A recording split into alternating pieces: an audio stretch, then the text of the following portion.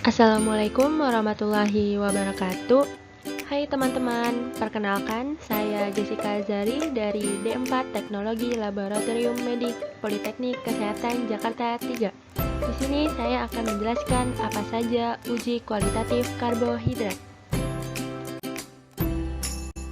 Pada uji kualitatif karbohidrat terdapat 6 uji dan membutuhkan reagensia yang berbeda-beda. Yang pertama ada uji molis dengan reagensia reaksi molis dan H2SO4 pekat. Yang kedua ada uji iodium dengan reagensia reaksi iodium. Yang ketiga ada uji Barfoot dengan reagensia reaksi Barfoot. Yang keempat ada uji Benedict dengan reagensia reaksi Benedict. Yang kelima ada uji Seliwanov dengan reagensia reaksi Seliwanov. Kemudian yang terakhir ada uji Osazon dengan reagensia reaksi Osazon. Selain reagensia, kita juga membutuhkan bahan uji atau sampel. Yang pertama ada larutan amilum 1%, yang kedua ada larutan maltosa 1%, yang ketiga ada larutan laktosa 1%, yang keempat ada larutan sukrosa 1%, yang kelima ada larutan glukosa 1%, yang keenam ada larutan fruktosa 1%, yang ketujuh ada larutan galaktosa 1%, yang kedelapan ada larutan arabinosa 1%, kemudian yang terakhir ada aquades sebagai pembanding. Baik teman-teman, kita akan masuk ke uji yang pertama, yaitu uji molis. Cara kerja pada uji molis. Tahap yang pertama yaitu masukkan ke dalam tabung reaksi masing-masing 1 ml larutan sampel. Bisa dilihat gambar ilustrasi pada sebelah kiri.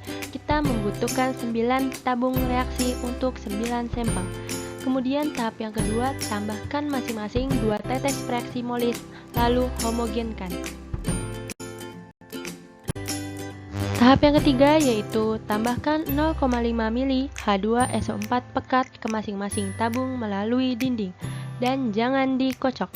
Kemudian tahap yang keempat yaitu kita perhatikan pembentukan cincin berwarna ungu menandakan reaksi positif atau adanya karbohidrat. Bisa kita lihat ilustrasi gambar yang membentuk cincin berwarna ungu, yaitu ada sampel amilum, maltosa, laktosa, sukrosa, glukosa, galaktosa, arabinosa, dan fruktosa. Dan untuk aquades tidak ada pembentukan cincin karena hanya sebagai pembanding. Bisa kita lihat hasil dari uji molis nomor tabung 1-8 dengan sampel dari amilum sampai fruktosa menghasilkan hasil yang positif karena terbentuknya cincin berwarna ungu.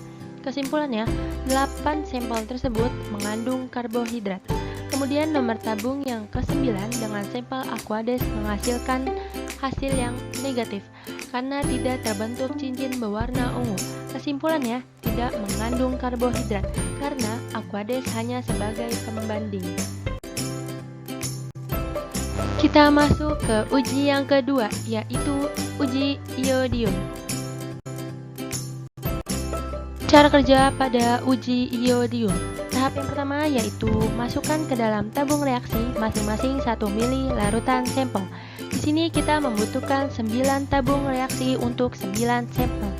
Tahap yang kedua yaitu tambahkan masing-masing 2-3 tetes reaksi iodium lalu homogenkan. Tahap yang ketiga yaitu kita amati kompleks warna yang terbentuk. Jika warna biru atau ungu menandakan polisakarida amilum. Jika berwarna merah menandakan polisakarida glikogen. Jika tidak berwarna bukan termasuk polisakarida. Bisa kita lihat ilustrasi gambarnya. Amilum terbentuk warna ungu yang menandakan polisakarida amilum.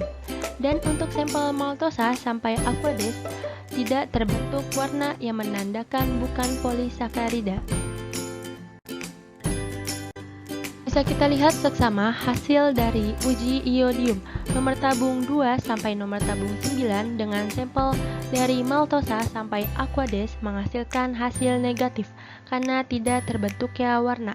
Kesimpulannya, 8 sampel tersebut bukan termasuk polisakarida.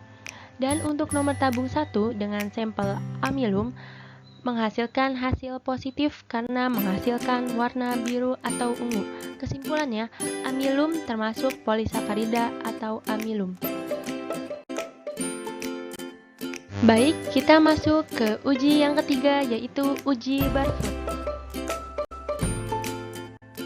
Cara kerja uji Barfoot tahap yang pertama yaitu masukkan ke dalam tabung reaksi masing-masing 2 mili larutan Barfoot. Di sini kita membutuhkan 9 tabung reaksi untuk 9 sampel. Tahap yang kedua yaitu tambahkan masing-masing 0,5 mili sampel lalu homogenkan. Tahap yang ketiga yaitu panaskan dalam penangas air mendidih selama 5 menit.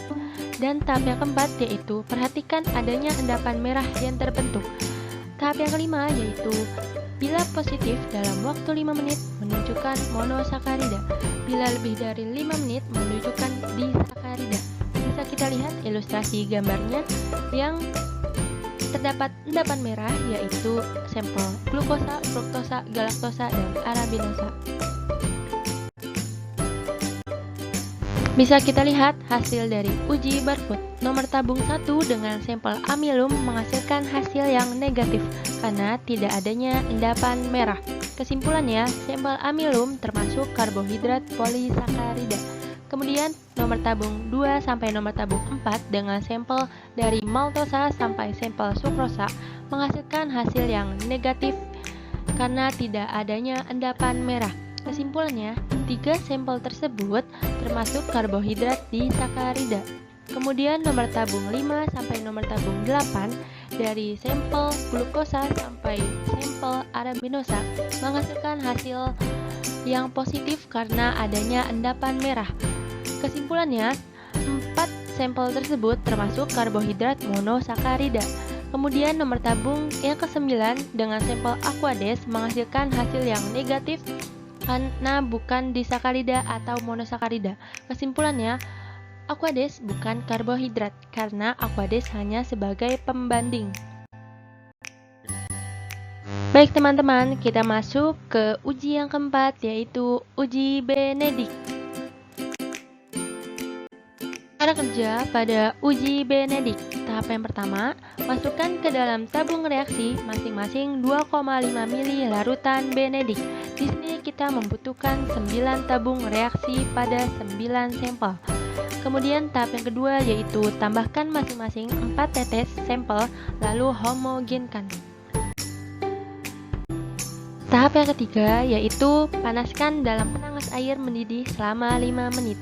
Kemudian tahap yang keempat, kita perhatikan adanya endapan merah yang terbentuk. Bisa kita lihat ilustrasi gambar yang terbentuk endapan merah yaitu ada sampel maltosa, laktosa, glukosa, fruktosa, galaktosa, dan arabinosa. Bisa kita lihat hasil dari uji Benedict. Nomor tabung 1, 4, dan 9 dengan sampel amilum, sukrosa, dan aquades menghasilkan hasil yang negatif karena tidak adanya endapan merah. Kesimpulannya, 3 sampel tersebut tidak mempunyai sifat sebagai gula pereduksi. Kemudian nomor tabung 2, 3, 5, 6, 7, 8 dengan sampel maltosa, laktosa, glukosa, fruktosa, galaktosa, dan arabinosa menghasilkan hasil yang positif karena adanya endapan merah. Kesimpulannya, 6 sampel tersebut mempunyai sifat sebagai gula pereduksi. Baik teman-teman, kita masuk ke uji yang kelima, yaitu uji Seliwanov. Cara kerja pada uji Seliwanov. Tahap yang pertama, masukkan ke dalam tabung reaksi masing-masing 1 mili larutan Seliwanov. Di sini kita membutuhkan 9 tabung reaksi untuk 9 sampel. Kemudian tahap yang kedua yaitu tambahkan masing-masing 3 tetes sampel lalu homogenkan. Tahap yang ketiga yaitu panaskan dalam penangas air mendidih selama 3 menit. Kemudian tahap yang keempat yaitu perhatikan adanya endapan merah yang terbentuk. Bisa kita lihat ilustrasi gambar yang terdapat endapan merah yaitu ada sampel sukrosa dan fruktosa. Yuk bisa kita lihat hasil dari uji Seliwanov.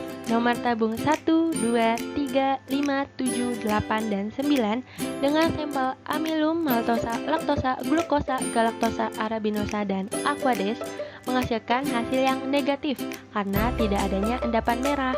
Kesimpulannya, 6 sampel tersebut kecuali Aquades memiliki gugus aldehid, dan untuk Aquades tidak termasuk gugus aldehid ataupun keton karena Aquades hanya sebagai pembanding. Kemudian untuk nomor tabung 4 dan nomor tabung 6 dengan sampel sukrosa dan fruktosa menghasilkan hasil yang positif karena adanya endapan merah. Kesimpulannya, 2 sampel tersebut memiliki gugus keton. Mari kita masuk uji yang terakhir, yaitu uji Osazon. Kerja uji Osazon. Tahap yang pertama, masukkan ke dalam tabung reaksi masing-masing 100 mg reaksi Osazon. Di sini kita hanya membutuhkan 5 tabung reaksi untuk 5 sampel.